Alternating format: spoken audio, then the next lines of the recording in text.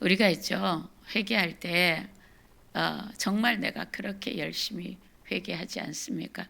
우리가 은혜 받을 때 제일 먼저 우리는 이렇게 생각합니다. 내가 이렇게 했으니까 내가 회개도 하고 내가 하나님 앞에 결단도 하고 내가 기도도 하고 그래서 하나님 앞에 가까이 갈수록 하나님 우리에게 참 은혜롭지만 너무나 고통스러워. 우리 그런 과정을 그 빛 가운데서 반드시 경험합니다. 그게 뭐냐 하면 이게 욥이 말했던 회개의 여정입니다. 우리는 회개 그럼 눈물 콧물 흘리고 잘못했습니다. 내가 예수님의 십자가를 의지합니다. 맞습니다. 그렇게 하는 거죠. 그리고 나에게 역사했던 악한 것들을 이 예수님의 이름의 권세로 결박해서 추방하잖아요. 그런데 뭐가 남아있느냐 하면 우리에게 아직 옛습관들이 남아있는 거예요. 그러니까 그 옛습관을 통한 역사하는 영향을 받는 것들이 우리에게 있다는 거예요.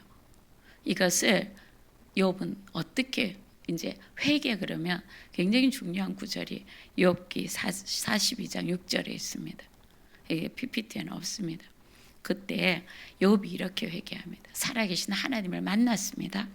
만나고 난 뒤에 자기가 의롭다고 생각했는데 다 깨지고 난 뒤에 살아계신 하나님을 내가 귀로만 듣던 하나님을 내가 보았습니다 하면서 욥이 한 말이 욥기 42장 6절입니다. 내가 스스로 거두어 드리고 티끌과 제 가운데서 회개하나이다. 뭡니까?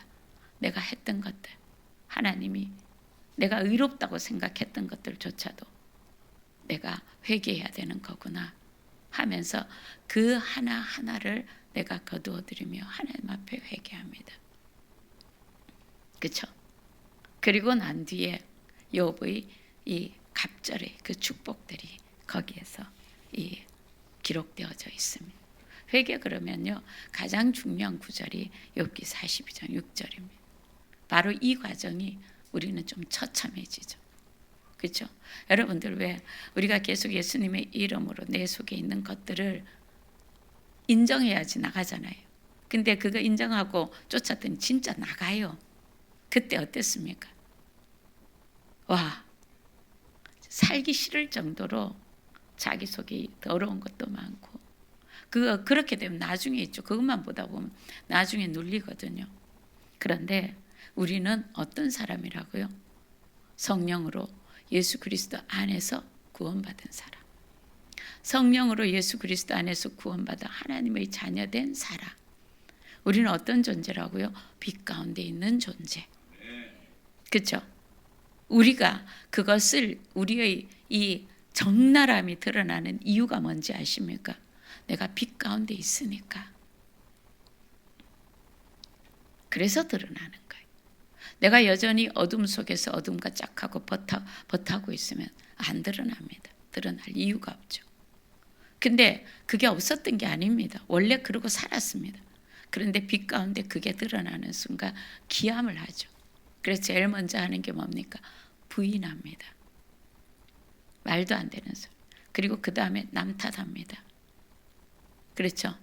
다 해봤잖아요.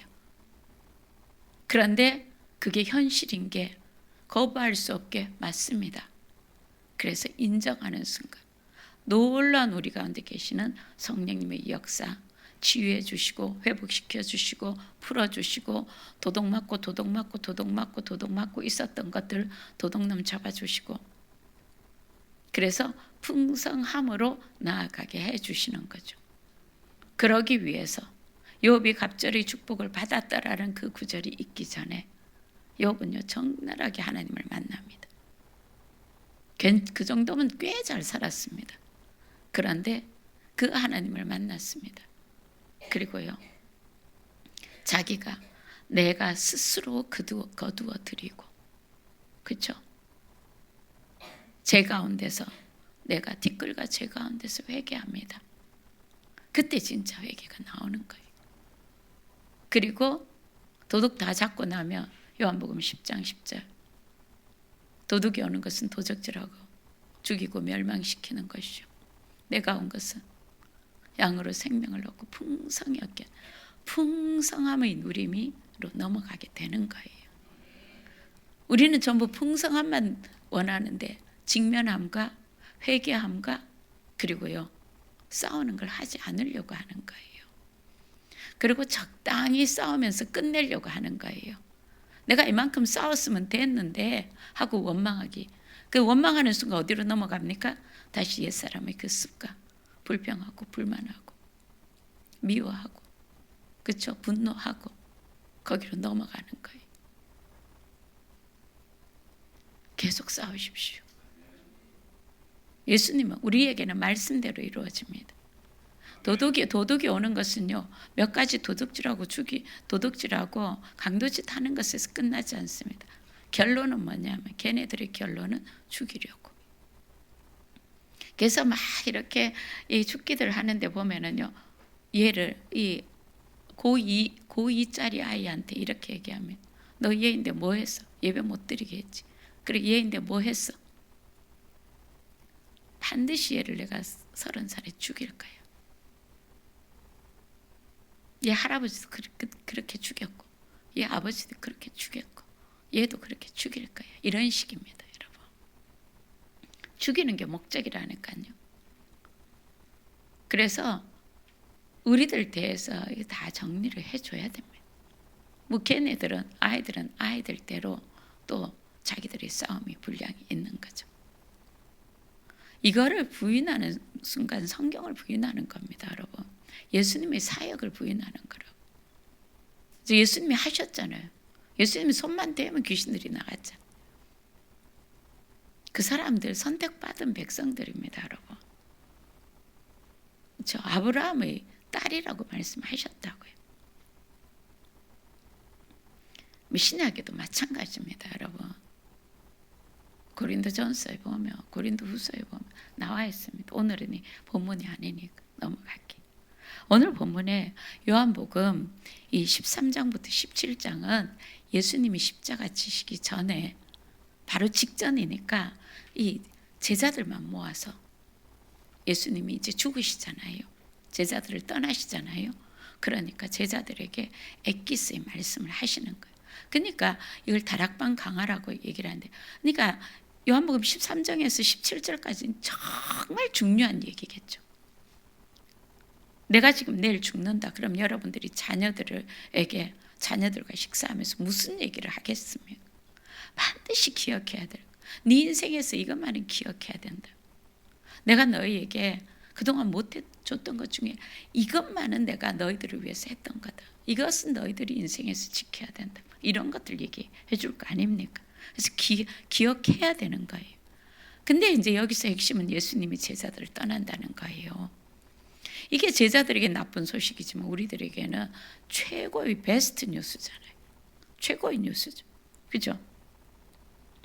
그런데 예수님께서 십자가에서 죽으시고 부활하시면서 이제 뭐라고 얘기를 하시느냐 하면 내가 너희를 떠날 것이다. 그런데 내가 아버지께 16절에 보면요. 구하겠으니 그가 또 다른 보혜사를 너희에게 주사 영원토록 너희와 함께 있게 하리니. 자, 이 제자들에게도 사실은 우선은 근심과 두려움이지만 제자들에게 너무 좋은 소식인 거예요. 그렇죠? 왜 좋은 소식이냐? 예수님은 내가 떠나는 것이 너에게 유익이다 이렇게 말씀하시는데 왜?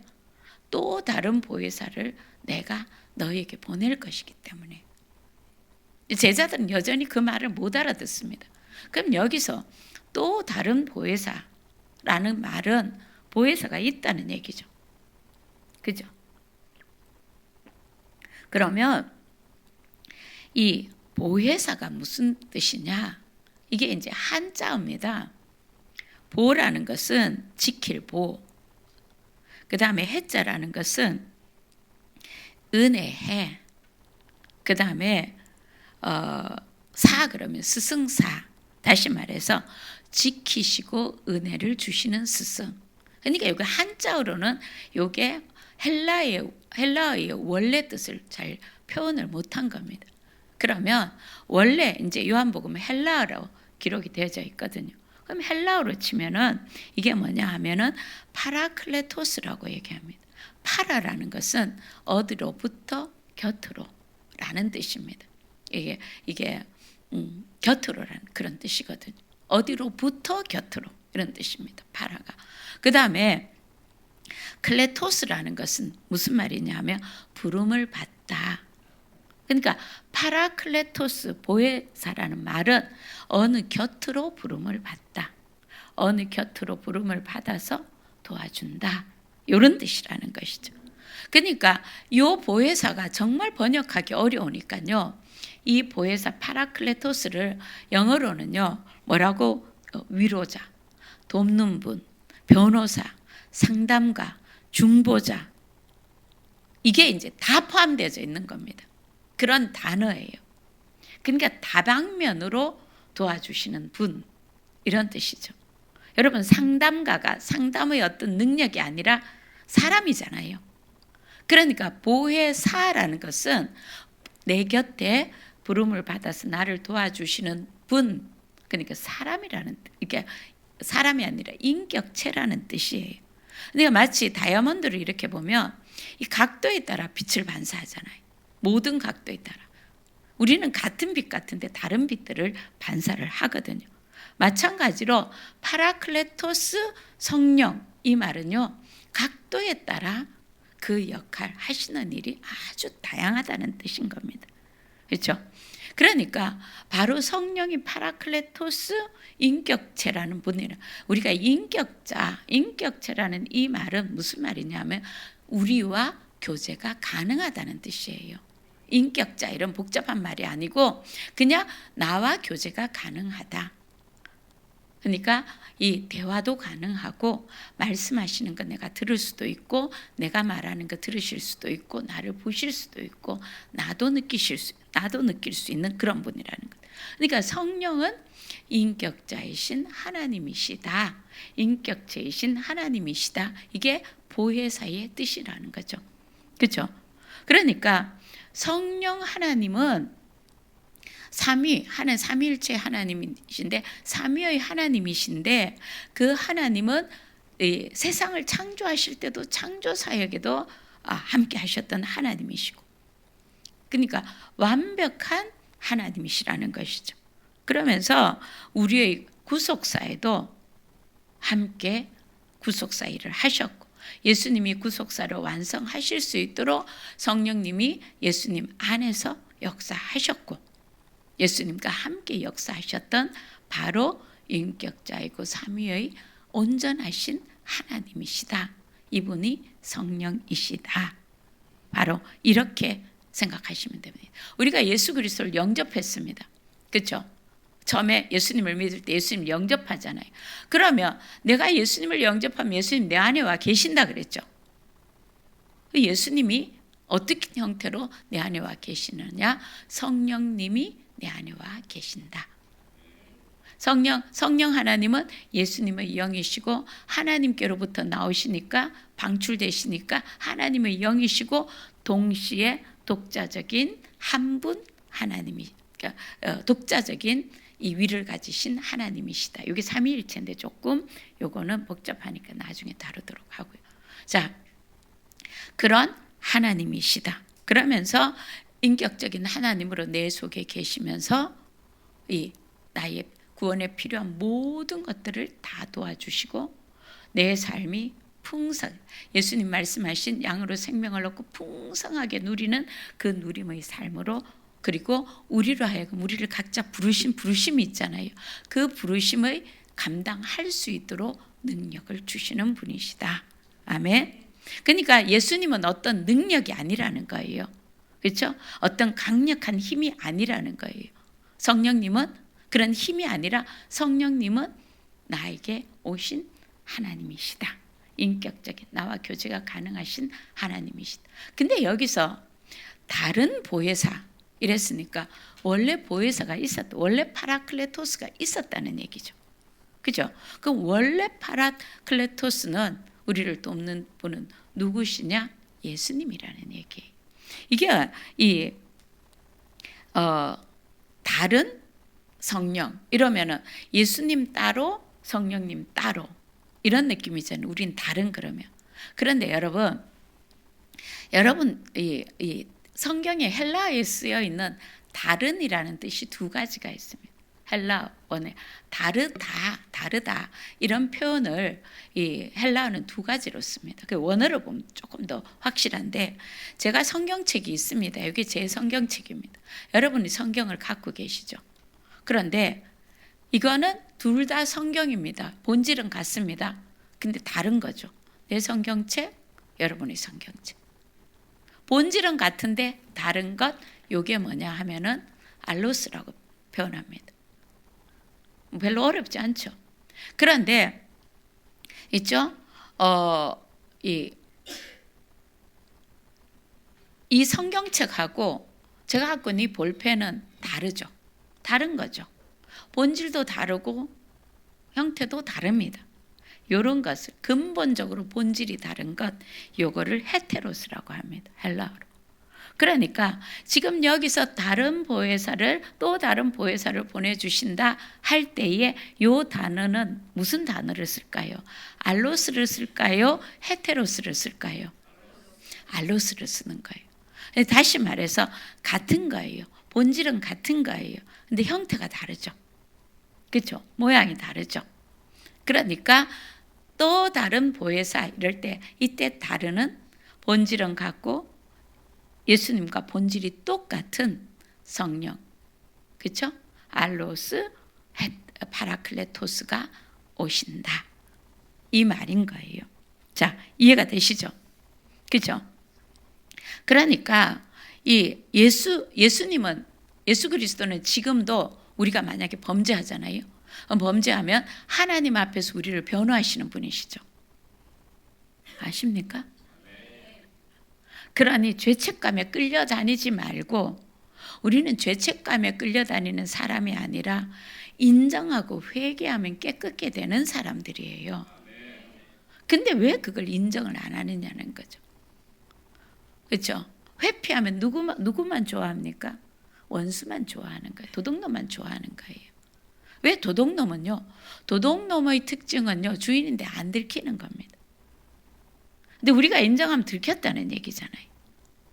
강도는요, 주인이 압니다. 왜? 목숨을 위협하는 거니까. 근데 우리가 인정하면 도둑놈이 드러나는 거잖아요.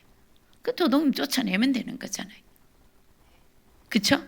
자, 예수 그리스도가 우리가 범죄하면 요한일서 2장 1절에요. 만일 우리가 범죄하여도 아버지 앞에서 우리에게 대언자가 있으니 곧 의로우신 예수 그리스도라. 요때 대언자가 파라클레토스인 거예요. 보혜사로 예수님께서 우리를 위해서 하나님 앞에서 우리를 변호해, 이 대언자는 변호사라는 뜻, 변호해 주시는 완벽한 변호사가 계시는 거예요. 그렇죠? 그런데 또 다른 알로스 파라클레토스, 또 다른 보혜사는 성령님이시라는 거죠. 그러면 뭐예요? 성령님이 우리에게 오셔서 우리 안에서 우리 밖에서 어떻게 하신다고요? 예수님이 제자들과 함께 계시면서 제자들을 가르쳐 주시고 깨우쳐 주시고 하나님 나라에 대해서 알려주시고 하나님의 나라가 임했을 때 어떤 일이 일어나는지 보여주시고 보호해 주시고 하셨던 것과 똑같이 그렇게 성령님이 우리 안에 오셔서 예수님이 하셨던 것처럼 우리를 도우시고 보호하시고 일으키시고 그 다음에 공급하시는 그 일을 하신다는 얘기인 거예요. 그러니까 예수님이 제자들에게, 지금 제자들은 근심이 가득합니다. 예수님이 우리를 떠나시면 이 종교 지도자들이 우리를 죽일 거고 정치 지도자들이 우리를 죽일 건데, 그런데 주님 우리 어떡합니까? 걱정하지 마라. 너희는 살 것이고 또 다른 보혜사가 오셔서 내가 너희를 보호했던 것처럼 그렇게 해줄 거다. 내가 너희에게 가르쳐 줬던 것처럼 그렇게 가르쳐 줄 거지. 내가 너희에게 깨닫게 해줬던 것처럼 해줄 것이다. 내가 너희에게 능력을 줘서 전도도 하고 귀신을 쫓게 했던 것처럼 너희도 그렇게 할 수 있게 해주실 거다. 그러면서 너희와 세상 끝날까지 함께 할 것이다. 누가? 예수님이. 어떻게? 성령으로. 아멘? 그렇죠? 그러니까 예수님 말씀은 성령께서 오셔서 내가 너희와 영원토록 함께 있는 것, 그것이 이루어지게, 경험되어지게 실제가 되게 해 주실 것이다. 이 말씀을 하신 거예요. 아멘. 자, 고린도전서에 보면 아멘으로 하나님의 말씀은 진리니 아멘으로 너희가 영광을 돌릴지어다. 아멘 할 때 뭐예요? 하나님 이 말씀이 이루어집니다. 하나님은 진짜 하나님의 말씀대로 행하십니다. 그래서 하나님 영광 받으시는 거예요. 참 별거다 합니다. 자, 이 보혜사 성령님은 우리 가운데 오셔서 영원히 우리와 함께 하시는데 우리의 필요한 구원에 필요한 모든 것들을 제공해 주시는 하나님이신데 구체적이고 실질적 시시때때로 매 순간 영원토록. 자, 그러면 17절에 한번 보면 어떻게 함께 하시느냐. 그는 진리의 영이라. 성령은 진리의 영이십니다. 그럼 이때 진리는 뭡니까? 인격체죠. 진리는 이게 옳다 그러다의 기준이 되는 게 아니라, 기준이 되는 어떤 개념이 아니라, 이론이 아니라 이것은 바로 인격체라는 거예요. 그대로 이루어지는 거, 우리가 경험되어지는 거. 다시 말해서 예수님이 이렇게 말씀하셨잖아요. 나는 곧 길이요 진리요 생명이다. 예수님이 진리라고 말씀하셨잖아요. 그러니까 그는 진리의 영이라. 이 말씀은 성령께서 진리를 경험하게, 예수 그리스도를 경험할 수 있도록 만들어 주신다는 뜻이죠. 예수님이 말씀하시는 것이 우리 가운데 이루어질 수 있도록 해 주신다는 것이죠. 아멘.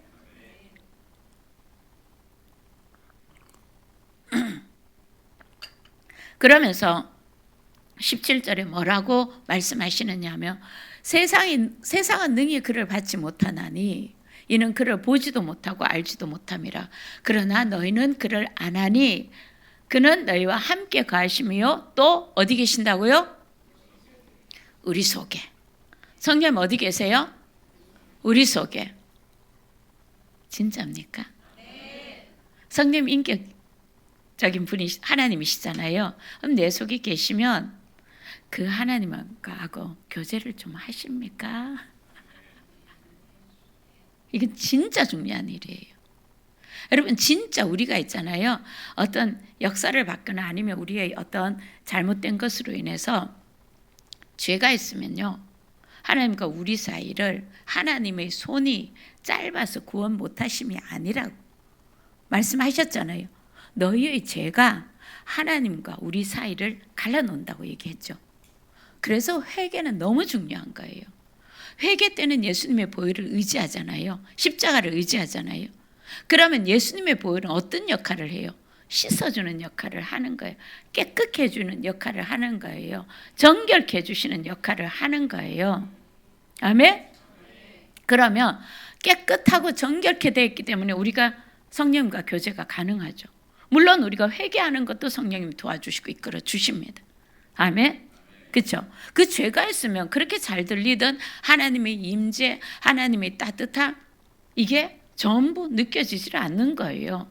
그러면 우리 속에 계시는 성령님이 어디 외출하셨습니까?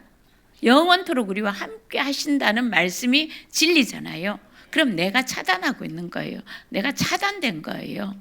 그래서 못 듣는 거예요. 못 느끼는 거예요. 주님은 여전히 우리에게 말씀하십니다. 그런데 왜 못 듣습니까?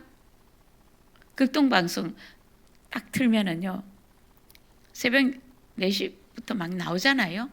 그런데 이게 주파수가 1만 106.9MHz죠. 그렇죠? 거기서 106.8만 대도 소리가 아예 안 들려요. 지지지지지지지지지지. 우리가 회개하면서 뭐가 됩니까?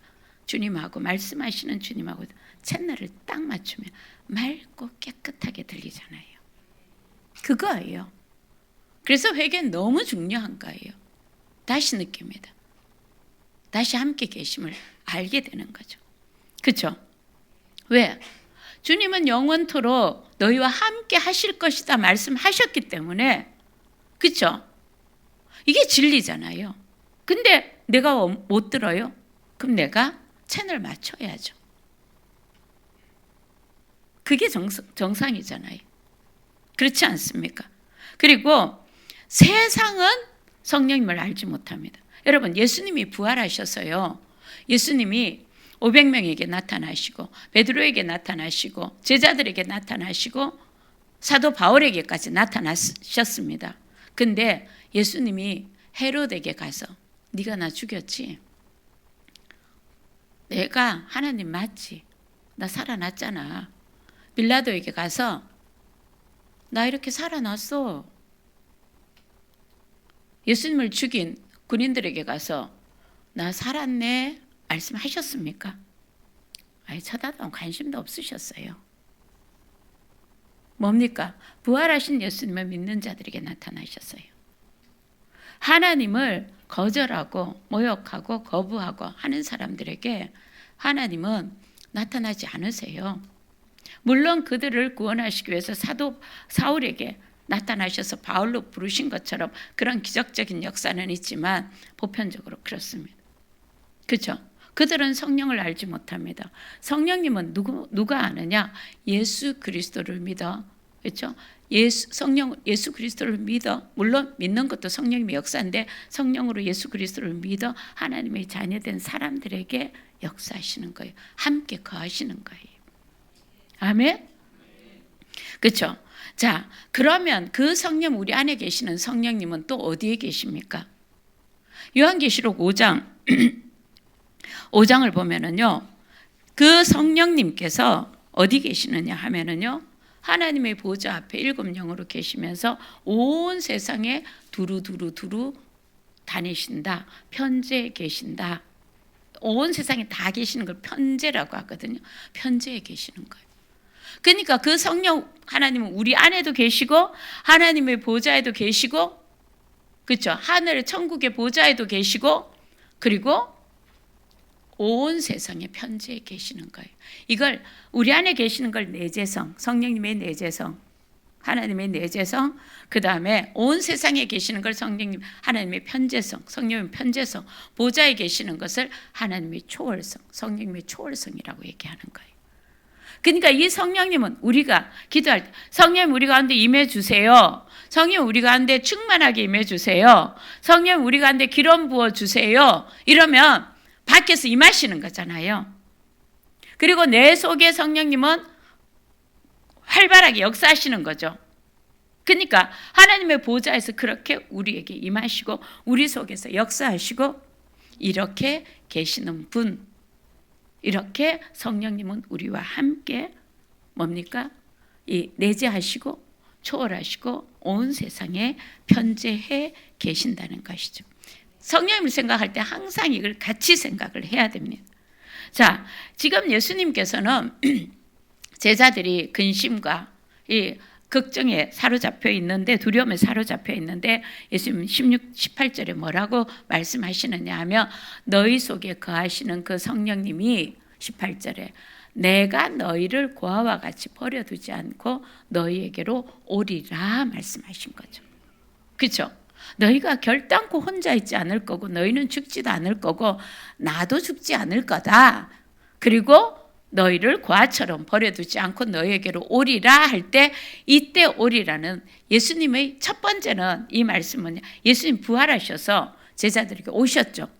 예수님 부활하신 예수님이 오셨더라도 40일 동안 함께 계시고 예수님은 하늘로 올라가셔서 천국에 계시잖아요. 그죠? 그러면 어떻게 너희에게로 와서 영원토록 함께 하리라? 그것이 성령님으로 본질이, 예수님과 본질이 같으신 성령 하나님이 너희에게로 오리라. 지금 이렇게 말씀하시는 것이죠. 무슨 말이냐 하면은 그 성령으로 오셔서 너희와 함께 하시는 이 예수님이 너희를 과처럼 버려두지 않고 하나님의 생명을 너희들과 같이 누릴 것이다. 이 말씀을 하시는 거거든요. 요거를 예수님께서 요한복음 14장이 끝나고 15장에서 요 상태를 뭐로 비유하셨어요? 포도나무와 가지의 비유로 하셨는 거예요. 하나님은 포도나무시고 우리들은 가지다. 가지들이다. 그래서 하나님의 그 생명을, 예수 그리스도의 그 생명을, 이 제자들은 예수님의 생명을 어떻게 경험했습니까? 사망의 권세를 깨고 부활하신 예수님의 생명을 경험했잖아요. 그 하나님의 생명이 너희 속에서 흐른다. 성령님이 오셔서 예수 그리스도의 그 생명, 하나님의 생명이 너희와 함께 할 것이다. 이 말씀을 하고 계시는 거예요. 너희는 그렇게 하나님의 생명을 누리게 될 것이다. 가지에, 이게 포도나무에 붙어 있는 가지는 자기가 열심을 내서 열매를 맺는 것이 아니라 풍성하게 그 생명의 수액을 나무로부터 받아서 저절로 풍성한 열매를 맺게 된다. 이렇게 되는 거죠. 아멘? 지금 그걸 얘기하시는 거예요. 그런데 그 가지가 풍성한 생명을 맺게, 열매 맺는 가지마다 어떻게 해요? 여러분, 쓸데없는 가지를 잘라서 버리는 거 말고 열매 맺는 가지는 그 가지를 잘라주고 벌레를 잡아주고 잘라줌으로 뭐예요? 풍성한 열매를 맺게 하죠. 열매 맺는 가지도 가지치기를 한단 말이에요. 이게 우리들이 직면하는 어렵다, 고난이다 하는 것들인데, 그 어려움과 직면했을 때의 고통과 그 절망과 불안과 두려움, 이것들이 가지치기를 해서 뭐요? 풍성한 생명의 열매를 맺게 하시기 위한 과정이라는 거예요. 아멘? 그렇게 해서 계속 그 생명과 우리 가운데 계시는 성령님, 그렇죠? 그 성령 하나님을 통해서 계속 하나님의, 예수님의 생명과 능력을 공급받게 되는 삶을 살게 된다는 것.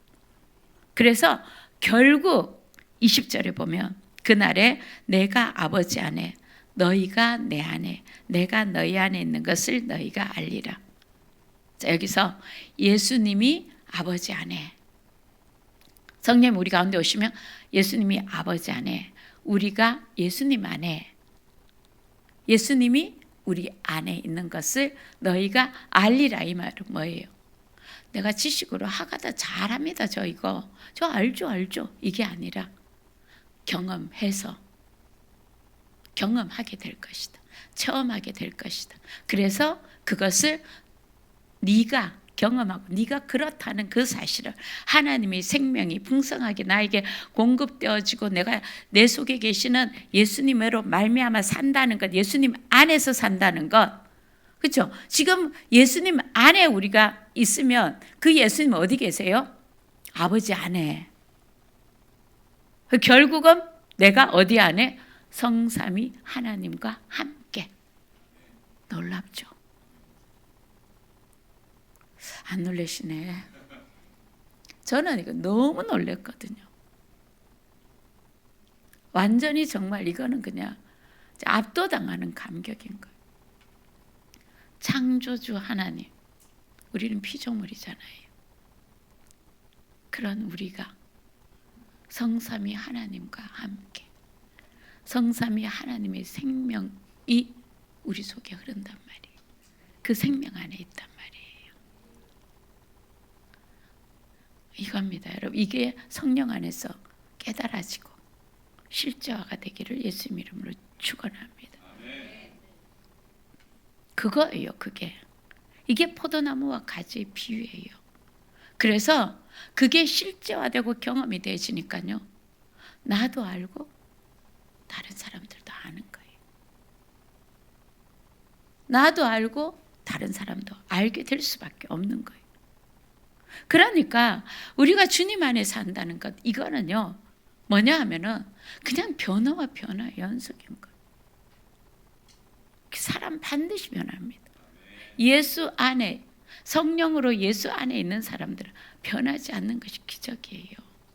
왜 변하지 않는지 조금 이따 말씀드릴게요. 우리가 성령을 통해서 성부와 성자와 성령이 연합돼서 계시잖아요. 거기 우리가 연합되어져 살고 있다는 것이, 너희가 알리라. 너희는 경험할 것이고 너희가 경험하는 그 사람들도 알게 될 것이다. 그렇죠? 이게 바로 예수의 생명과 우리가 연합되어져 있다는 것입니다. 그러니 예수 믿는 우리는 절대 고아가 아니고 예수 믿는 우리를 절대로 고아처럼 버려두지 않으신다는 거예요. 그래서 우리 각자와 늘 함께 하시는다는 것을 지금 말씀하고 계시는 거죠. 부활하시고 난 뒤에 성령으로 우리와 함께 하신다는 것. 우리는 언제나 모든 것을 예수 그리스도 안에서 할 때 풍성한 생명의 열매가 우리에게 맺혀질 수밖에 없는 거예요. 그러니까 예수 그리스도 안에서가 그렇게 중요한 겁니다. 사도 바울이 바울서신의 모든 기적과 이적과 능력과 하늘의 신령한 것들과 풍성함은 전부 다 뭡니까? 예수 그리스도 안에서잖아요.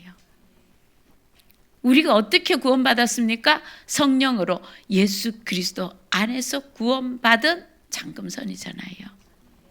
우리 서로 한번 인사해볼까요? 성령으로 예수 그리스도 안에서 구원받은 누구님 성령으로 예수 그리스도 안에서 구원받은 이름 다 불러주세요. 꼭꼭꼭 찍어서 그 뒤에 하나 붙입시다. 예수님 이름으로 축복합니다. 하나 더 할까요? 자기 가슴을 성령님이 하나님이 나와 함께 하십니다. 영원토록 나와 함께 하십니다. 성령님은 내 안에 계십니다. 이제부터 주님의 음성을 듣도록 하겠습니다.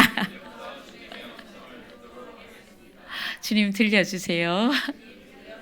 아멘. 그 다음에 자 성령님은 영원토록 우리와 함께 하신다. 두 번째, 성령님은 진리의 영으로 우리와 함께 하신다. 이 말은 17절에 성령님은 진리의 영으로 우리와 함께 하신다는 이 말은 예수님께서 요한복음 14장 6절에 이렇게 얘기하셨고 내가 길이요 진리요 생명이니 나로 말미암지 않고는 아버지께로 올 자가 없느니라. 이 진리는 예수님이라 그랬죠. 그렇죠? 이 진리는 우리가 예수님을 경험하는 거라 그랬죠. 다시 말해서 성령님이 진리의 영이시라는 말은 성령님은 항상 우리를 예수 그리스도를 경험하게 만들어 주신다는 거예요. 예수님이 하신 말씀이 우리에게 경험되어지고 예수님께서 가르치신 것들이 우리에게 경험되어지고 예수님이 하신 사역이 우리의 사역이 되고 성령님은 그렇게 우리를 예수 그리스도 안으로 예수 그리스도께로 이끌어 가신다는 것이죠. 여러분 예수님이 이 땅에 사실 때 있잖아요. 예수님이 이렇게 말씀하시죠. 나는 내가 말하는 것은 임의로 말하는 것이 아니라 아버지께서 말씀하시고 아버지께서 가르치신 것을 내가 그대로 얘기한다. 내가 심판할 권세가 있지만 임의로 심판하지 않고 아버지께서 심판하신 대로 나는 심판한다. 그러니까 성자 예수님은 성부 하나님의 것을 그대로 이 땅에서 행하셨습니다. 지금 성령 하나님은요 임의로 하시는 것이 아니라 성자 예수님이 하신 것을 성자 예수님 말씀하신 것을 그대로 말씀하시고 그대로 행하시고 그대로 재현하신다는 거예요. 아멘. 26절에 보면 우리 읽지는 않았지만 본문에 내가 아버지께로부터 너에게 보낼 보혜사 곧 아버지께로부터 나오는 진리의 성령이 오실 때에 그가 나를 증언하리라. 그렇죠? 그러니까 성령께서는 우리 안에 계셔서 점점 우리의 성품, 인품이 예수님을 닮아가게 하시고 점점 우리가 변화되어서 죄를 미워하고 싫어하고 버리게 하시고 우리를 하여금 점점 예수 그리스도의 인격과 사역을 담게 하시는 거예요. 그리고 그 사역을 재현하게 하실 수 있도록 우리에게 기름을 부어주시고 능력을 더해 주시는 것이죠. 그리고 도와주시잖아요. 예수님의 몸된 교회를 든든하게 서갈 수 있도록 이끌어 주님의 몸된 교회에 성령의 능력을 부어주시고 성령께서 함께 하시고 주도하시고 이끌어 가시잖아요. 그래서 주님의 몸된 교회가 예수 그리스도의 이 땅에서의 머리 되신 예수님의 그 일들을 재현할 수 있도록 그렇게 하시잖아요. 그렇잖아요. 근데 우리에게 성령은 제일 많이 하시는 방법이 감동입니다. 느낌이고.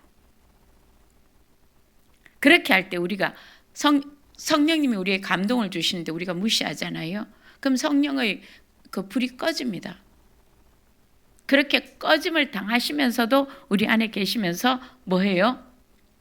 다시 위로하시고 격려하시고 다시 일어날 수 있게 하시고, 심지어는 한 10년 동안 무시하면서 사는 사람도 있잖아요. 아니면 뭐 예수님 믿을 때 빼놓고 쭉 무시하면서 내 힘대로 살다가 필요할 때 한 번씩 이렇게 구하는 경우도 있잖아요. 예수님, 이 성령님 우리 안에 계시면 우리의 죄 때문에 근심하십니다. 심지어는 소멸당하시기도 하시죠. 왜? 데살로니가 후서에 너희가 성령을 소멸치 말고 이렇게 얘기했잖아요. 그러면 성령님이 소멸당하신다는 거예요. 그렇죠? 그럼에도 불구하고 여전히 사랑으로 우리를 돌보시고 함께 하신다는 거죠. 그렇죠? 우리 몸에서 죄악을 털어내도록, 그리고 우리가 다시 인생의 이 페달을 밟을 수 있도록, 그리고 또 사랑으로 질책하시기도 하시고 우리를 향해서 오래 참으시고 끝까지 참으시고, 그래서 우리로 하여금 다시 인생의 그 페달을 다시 밟을 수 있도록 우리를 도우시지 않습니까? 그렇죠? 그러면 이 성령님을, 중요한 것은요, 내가 경험해야 된다는 겁니다. 내가 체험해야 된다는 겁니다. 그렇지 않으면 그림의 떡이잖아요. 이 성령님을 내가 어떻게 체험할 것이냐? 어떻게 우리는 있죠. 성령 세례, 성령 체험, 성령님과 동행을 다 그냥 하나로 생각하는데, 성령으로 구원받잖아요.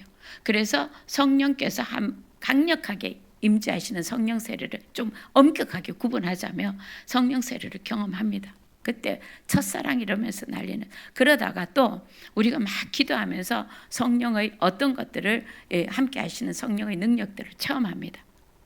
그런데 성령 하나님과 인격적으로 동행하는 것은 좀 별개입니다.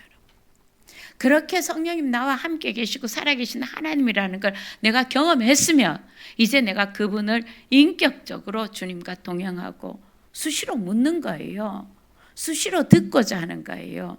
그 새벽에 그 첫 시간에 나와서 앉자마자 다다다다다다다다다 내 필요한 거 막 합니다.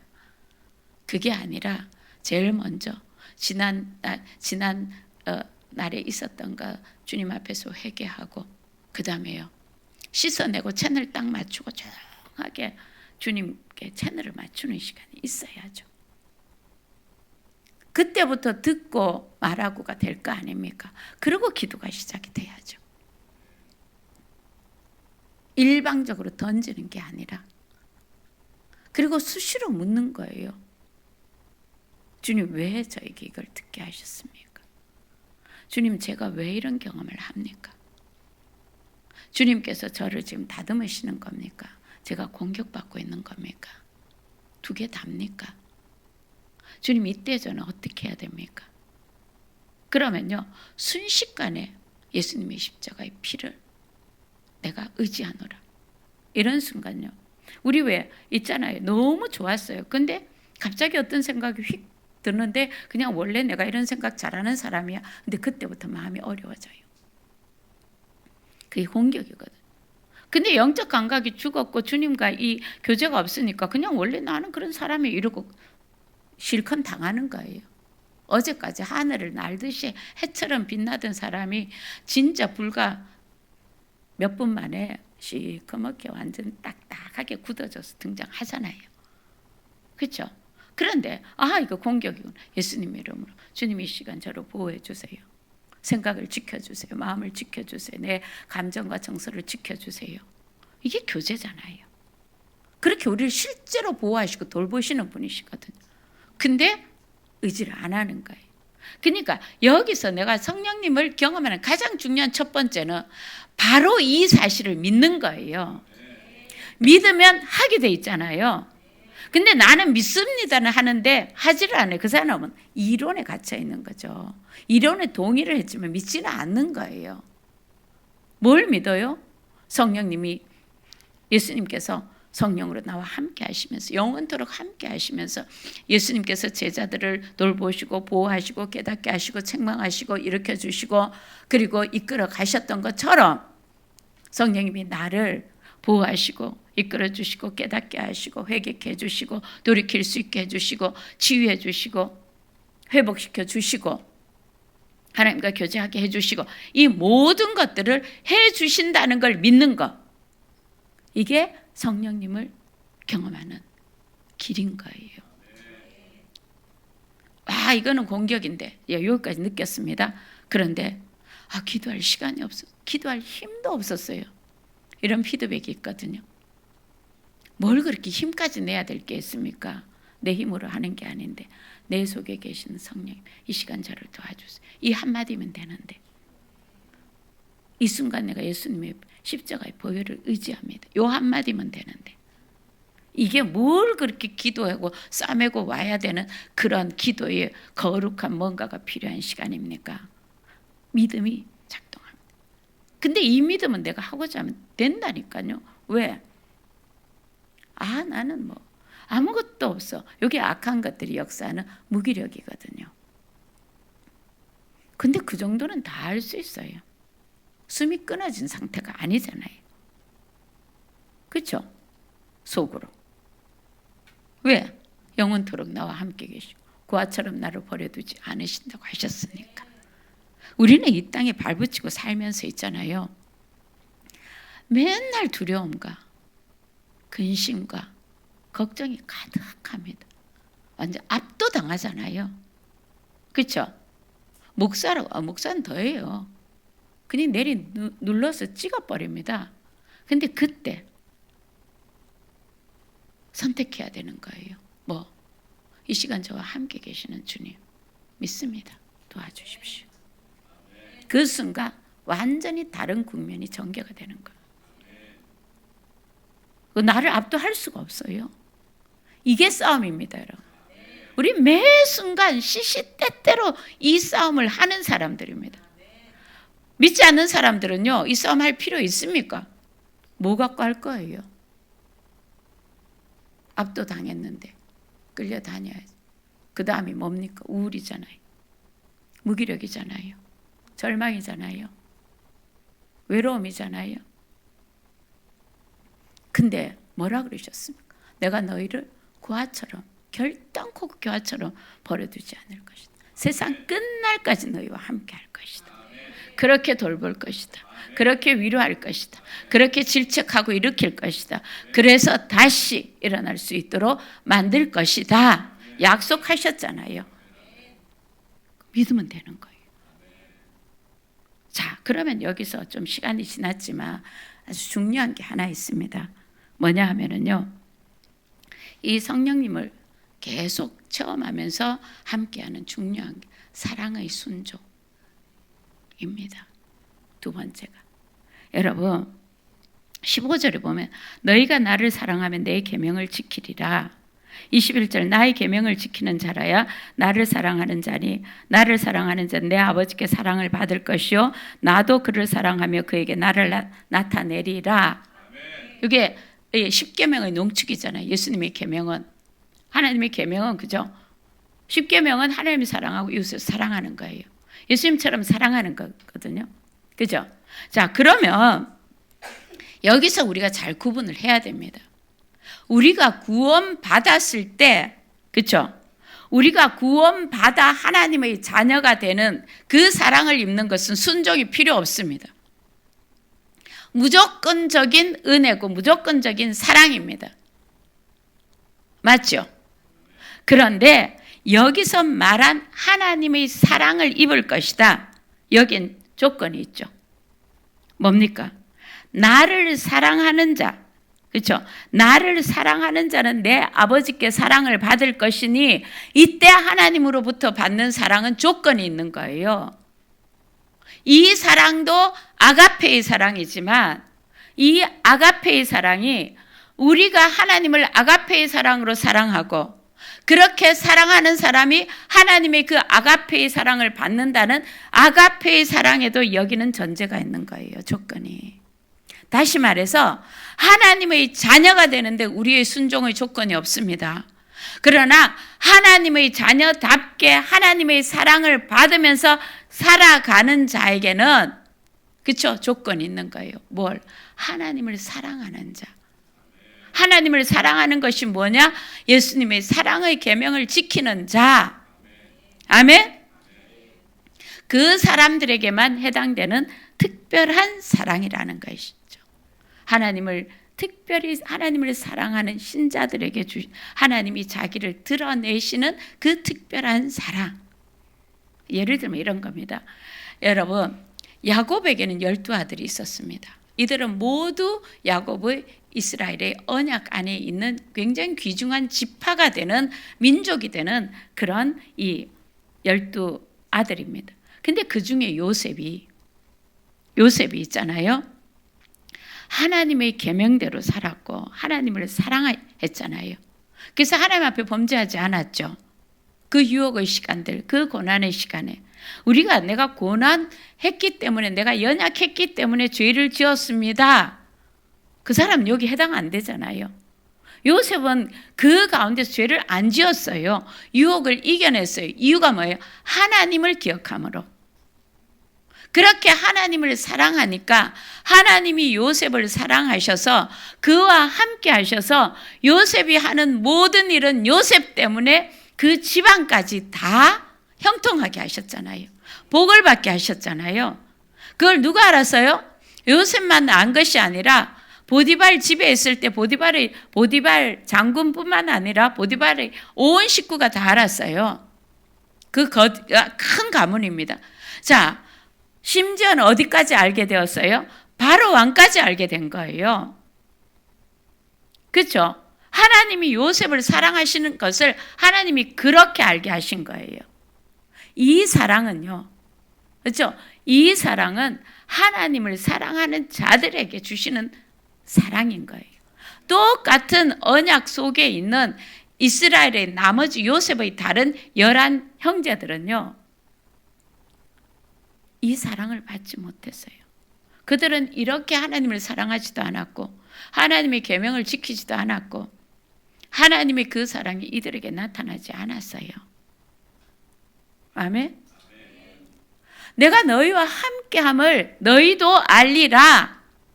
이때 아는 거. 나도 알고 하나님도 알고 나도 알고 내 주변의 사람들도 알고 나 때문에 내가 거했는 나의 가정, 나의 가문, 내가 처해 있는 회사, 그 다음에 내가 하는 일들, 교회, 그렇죠? 형통함이 축복이 넘치는 거예요.